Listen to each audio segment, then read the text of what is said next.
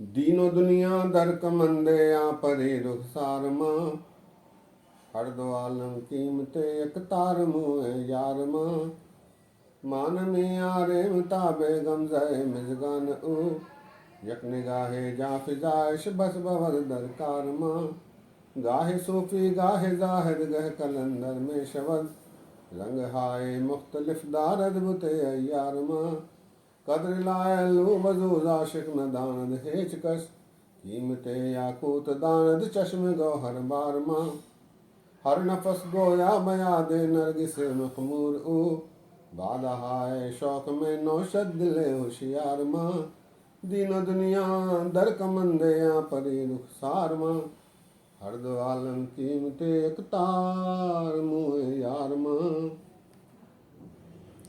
सत्कारयोग सत्संगियो वाहिगुरु जी का खालसा वाहिगुरु जी की फतेह। आइए आज आशा दीवार की 22वीं पौड़ी पर विचार साझे किए जाएं। इस पौड़ी के पहले 5 श्लोक आए हैं। ये पांचों श्लोक श्री गुरु अंगद देव जी महाराज जी के हैं। पहला श्लोक है श्लोक महला दूजा चाकर लगे चाकरी नाले गारबवाद गला करे घड़ेरिया कसम न पाए साध आप गवाए सेवा करे ताकिछ पाए मान नानक जिसनो लगा तिस मिले लगा सो परवान। गुरु अंगद देव जी महाराज फरमा रहे हैं चाकर लगे चाकरी नाले गारब वाद। यदि कोई नौकर सर्वेंट अपने मालिक की सेवा करता है, सेवा करते समय वाद विवाद करता है, नानुकुर करता है, बहस करता है, तो फिर उसकी सेवा सफल नहीं है। कुछ इसी प्रकार हम भी परमात्मा की पूजा अर्चना करते हैं लेकिन नानुकुर करते हैं, उस पर विश्वास कम दिखलाते हैं। इनसे काम होगा या नहीं होगा ऐसा अंदेशा मन में बना रहता है, शंका बनी रहती है। ऐसा करने वाले सफल नहीं होते, उनकी नौकरी सफल नहीं होती। चाकर लग गए चाकरी नाले गारबवाद। गारबवाद अर्थात अहंकार में वाद विवाद करना। गल्ला करे घड़ेरिया कसम न पाए साध। अनेक प्रकार की युक्तियां, अनेक प्रकार के तर्क आजकल हम देखते हैं। परमात्मा की के बताए आचरण पर चलने में लोग वाद विवाद करने लगते हैं। कहते हैं कि ये वो नहीं करता, ये मैं नहीं करता, मैंने ये नहीं किया, मैंने ये किया है। परमात्मा से ही वाद विवाद। गल्ला करे घनेरिया खसम न पाए साध। ये खसम को स्वादिष्ट नहीं लगता, प्यारा नहीं लगता, अच्छा नहीं लगता। खसम अर्थात परमात्मा। गल्ला करे घनेरिया खसम न पाए साध। आप गवाए सेवा करे ताकिछ पाए मान। महाराज कहते हैं आप गवाए सेवा करे निवय सो गौरा होए। परमात्मा के आगे अपने आप को समर्पित कर देना चाहिए। सिख भी गुरु के आगे आकर पहले माथा टेक कर अपनी मत को समर्पित कर देता है, सरेंडर कर देता है। आप गवाए सेवा करे ताकिछ पाए मान। तभी कुछ मान इज्जत परमात्मा के दरबार में पथ मिल सकती है। नानक जिसनो लगा तिस मिले लगा सो परवान। परमात्मा जिस पर कृपा करते हैं फिर ऐसे मनुष्य परमात्मा की सेवा बगैर नानुकुर किए करते हैं। परमात्मा की आज्ञा को सत्य सत्य कर मानते हैं। गुरु सदगुरु का जो सिख अखाए सो भल के उठार नाम धियावे। उदम करे भल के परवाती स्नान करे अमृत सरनावे। उपदेश गुरु हर हर जब जापे सब किल विख पाप दोख ले जावे। फिर चढ़ाए दिवस गुरबाणी गावे, बह दिया उठ दिया हर नाम दिया। जो सास गिरास ध्याय मेरा हर हर, सो गुर सिख गुरु मन भावे। जिसनो दयाल होवे मेरा स्वामी, तिस गुर सिख गुरु उपदेश सुनावे। जन नानक धूड़ मंगे तिस गुर सिख की, जो आप जपह और नाम जपावे। ऐसी वृत्ति जिसकी परमात्मा करवा देते हैं, फिर उसकी भक्ति परवान होती है। जिस नानक जिसनो लगा तिस मिले, लगा सो परवान।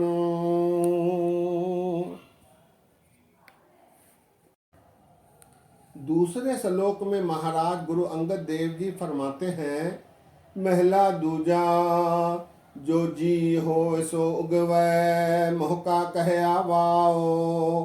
बीजे भिख मंगे अमृत, वेखो एहो न्याओ। जो जी हो सो उगवै, मोहका कहे आवाओ। मनुष्य के मन में जो बात छिपी रहती है, वो किसी न किसी प्रकार से उसके मुंह पर आ जाती है, उसके चेहरे से प्रकट हो ही जाती है। और तब उसका ये पता लग जाता है कि उसने कर्म अच्छे नहीं किए और फल की प्राप्ति, अच्छे फल की प्राप्ति की कामना कर रहा है। बीजे बिख मंगे अमृत, देखो एहो न्याय। महाराज कहते हैं, भला ये कहाँ का न्याय है कि करते काम गलत हो, दुखी हो, लोगों को दुखी बनाते हो, लोगों को कष्ट पहुंचाते हो, लोगों को यातनाएं देते हो, लोगों को मिलावटी खाना खिलाते हो, लोगों से रिश्वत लेते हो, लोगों का लूट कर खा लेते हो और प्राप्ति कामना अमृत की करते हो। सेहत अच्छी रहे, परिवार अच्छा रहे, सुख शांति की अरदासें करवाते हो। महाराज कहते हैं, बीजे बिख मंगे अमृत। ये कहाँ का न्याय है? ये कहाँ का न्याय है? देखो एहो न्याय। जो जी हो सो उगवै, मोह का कहे आवाओ। बीजे बिख मंगे अमृत, देखो एहो न्याय।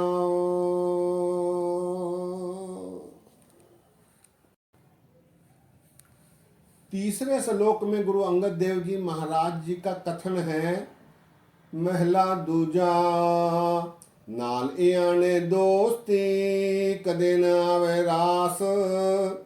जेहा जाने तेहो वर्तै, देखो को निर्जास।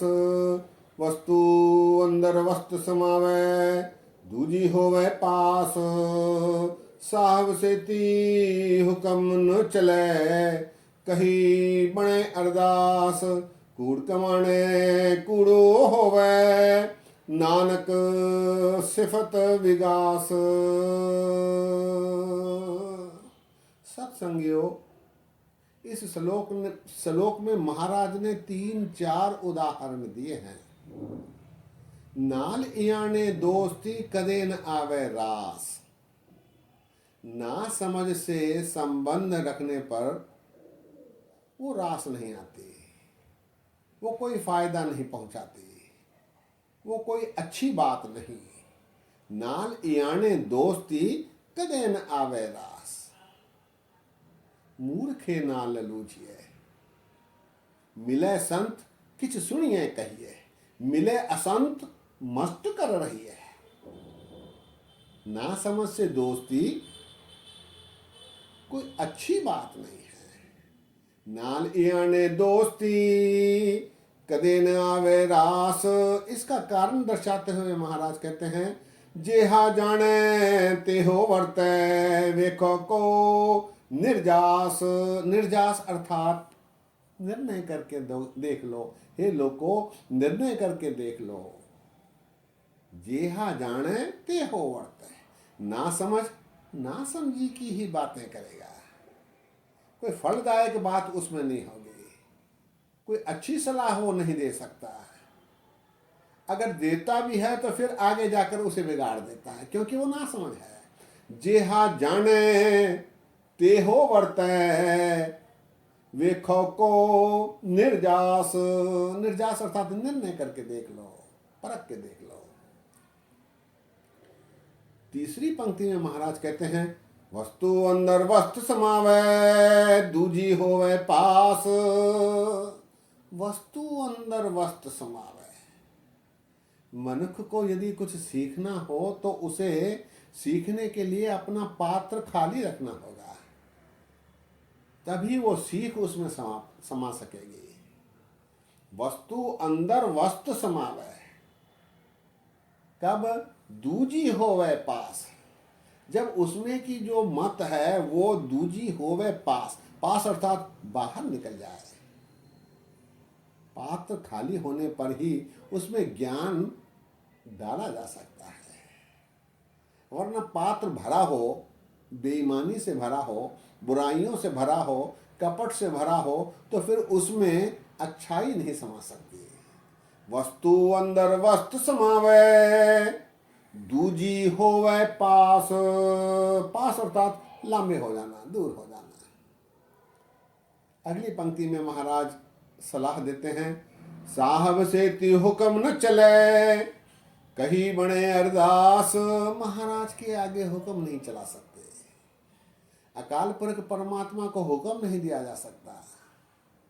वो सर्वशक्तिमान है, स्वयंभू है। उसके आगे केवल अरदास ही बनती है, बेनती ही बनती है।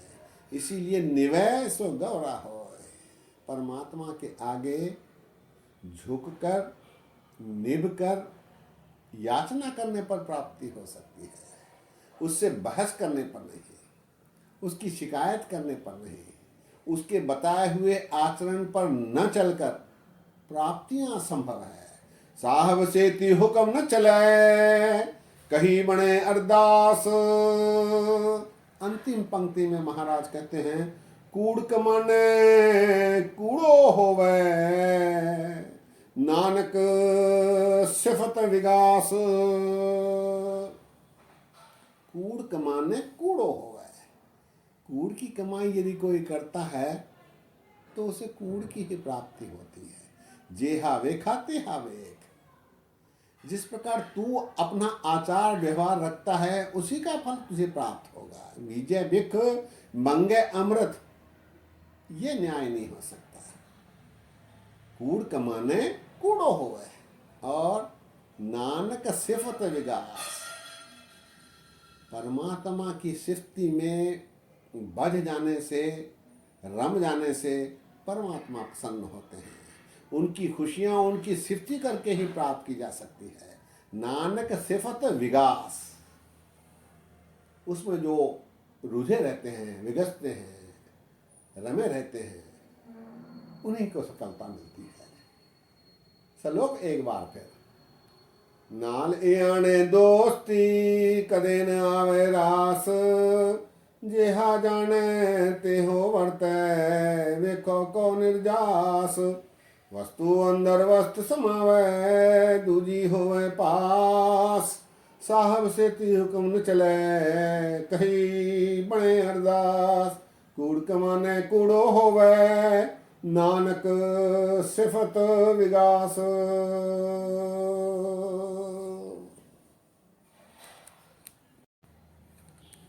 चौथे श्लोक में श्री गुरु अंगद देव जी महाराज कृपा करके बख्शीश करते हैं महला दूजा नाल आने दोस्ती, वड्डा रोस्यो नेह। पानी अंदर लीक ज्यों, जिसदा थाओ न थे। यहाँ उपमा दे रहे हैं पानी में लीक की, पानी में लकीर खींचने संबंधी। महाराज कहते हैं नाल आने दोस्ती, ना समझ से दोस्ती, वड्डा रोस्यो ने हो, अपने से बड़ों की से संबंध बनाकर उनसे कुछ प्राप्तियों की अपेक्षाएं करना ऐसा है जैसे पानी में लकीर खींचना। पानी अंदर लीक ज्यों, जिसदा थाव न थे हो। पानी में कोई लकीर खींचता है तो वो नहीं रहती।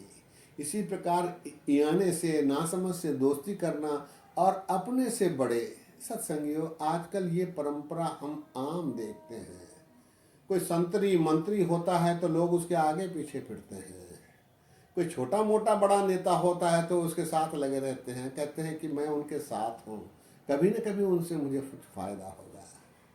लेकिन वे ये नहीं जानते कि वे ऐसा करके कोई प्राप्तियां नहीं कर रहे हैं। अर्चना केवल परमात्मा की होनी चाहिए। बड़ों का सत्कार हो सकता है, लेकिन उनके आगे पीछे फिरना अपनी पथ खोना है। ना समझी से दोस्ती करना अपनी पथ खोना है। वो ऐसा ही है जैसे पानी में लकीर खींचना, जो कभी रहती ही नहीं। नाल आने दोस्ती वड्डारो से उन्हें हो, पानी अंदर लीक जो तिसदा थाव न थे हो। अंतिम श्लोक में महाराज कहते हैं, महला दूजा होए आना करे कम आनन सकै रास, जे एक अर्ध चंगी करे दूजी भी वेरास। ना समझ हमेशा गलत काम ही, गलत निर्णय ही लेता है, गलत सलाह देता है। यदि कोई भूलवश अच्छी सलाह दे भी देता है तो अगली बार उसे खराब करने वाली सलाह दे देता है, काम खराब कर देता है, क्योंकि वो ना समझ है। ना ले आना होए आना करे कम आन सके रास, जे एक अध चंगी करे दूजी भी वेरास। वेरास अर्थात खराब कर देना।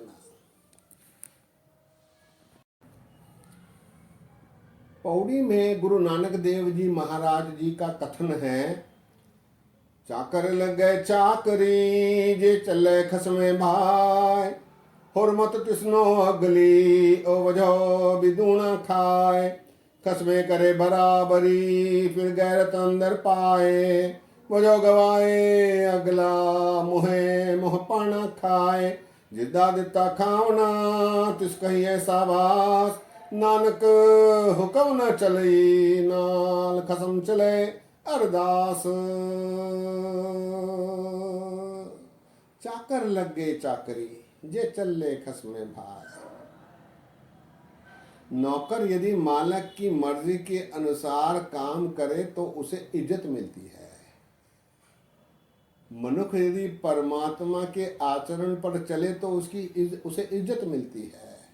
चाकर लगे चाकरी जे चले खसमे भाई। खसमे अर्थात परमात्मा। परमात्मा के बताए आदर्श आचरण का अनुपालन करने पर प्रसिद्धि मिलती है, सफलता मिलती है, मनोकामनाएं पूरी होती है। हुरमत तिसनो अगली ओ वजो बिदूना खाए।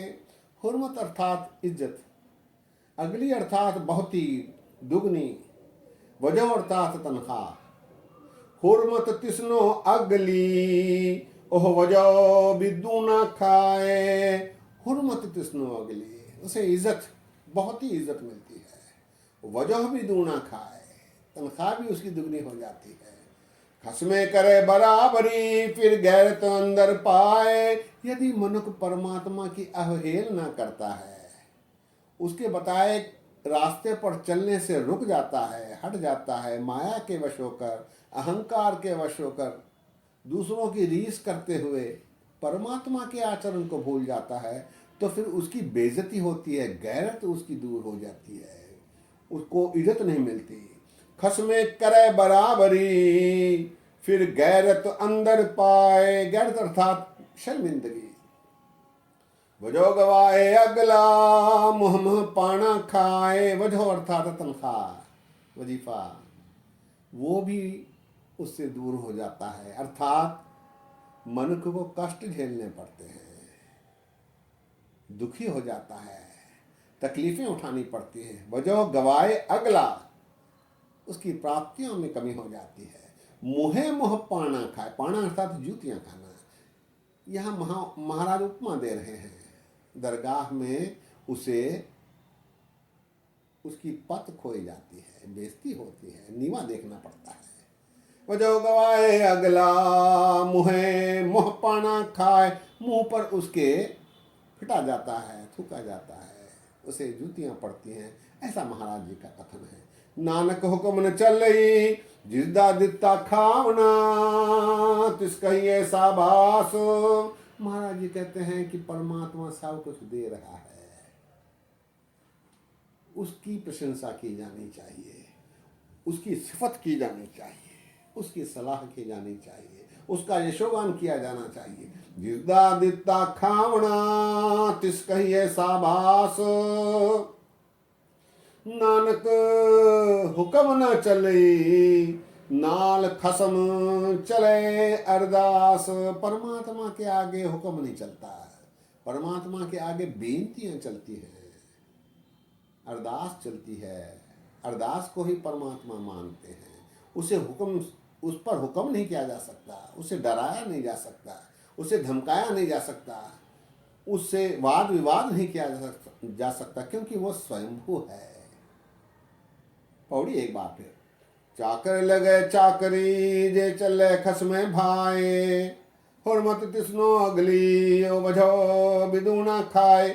खसमे करे बराबरी फिर गैरत अंदर पाए, बुझवाए अगला मुहे मोह पाना खाए। जिसदा दिता खावना तिस कहिए साबास, नानक हुक्म न चलई नाल खसम चले अरदास। सत्संगियों, यहाँ बारीकी से यदि देखा जाए तो इस श्लोक के पहले जो 5 श्लोक गुरु अंगद देव जी महाराज जी के लगाए गए हैं श्री गुरु अर्जन देव जी महाराज द्वारा, ये इस पौड़ी के खुलासे को प्रकट करते हैं। इस बारीकी को समझा जाना चाहिए। सत्संगियों, गुरुओं ने कृपा करके बारीकियां समझाई हैं इस जीवन में जीने की। अनेक उदाहरण देकर गुरुओं ने कृपा करके हमें समझाने की कोशिश की है। अब ये हम पर निर्भर है कि हम इनका कितना उपयोग करते हैं, कितना इस पर चलने की कोशिश करते हैं। सत्संगियों, ये जानने की ज़रूरत है कि यदि हम इस पर नहीं चलते तो गुरुओं का कोई नुकसान नहीं, गुरुओं को इसका कोई बुरा नहीं लगता, लेकिन नुकसान केवल हमारा है। हमारा जीवन विफल हो जाएगा, हमारा जीवन असफल हो जाएगा। यदि सफलता प्राप्त करनी है तो आया लाहा लैन प्राणी, तू आया लाहा लैन लगा किते को फकड़े, सब मुगदी चली रहे। इसलिए इस समय का, इस जीवन का सदुपयोग करना चाहिए। गुरबाणी का इस्तेमाल प्रयोग करके हमें अपना जीवन सफल बनाने की कोशिश करनी चाहिए। सत्संगियों, आज यहीं विश्राम है। बोलते समय गलतियां हो रही हैं, दास को माफ़ करने की कृपा करो। दास कोशिश करता है कि कोई गलती न हो, लेकिन गलतियां हो ही जाती हैं। इसके लिए आप सभी के चरणों में हाथ जोड़कर माफ़ी मांगता है। इस भूल चूक के लिए क्षमा करें, आगे ऐसी भूल न हो ऐसी बख्शिश करें, ताकि शुद्ध वाणी आप जी के साथ साझी की जा सके। इतने वचन परवान करो। फतेह गजाओ, वाह गुरु जी का खालसा, वाह गुरु जी की फतेह।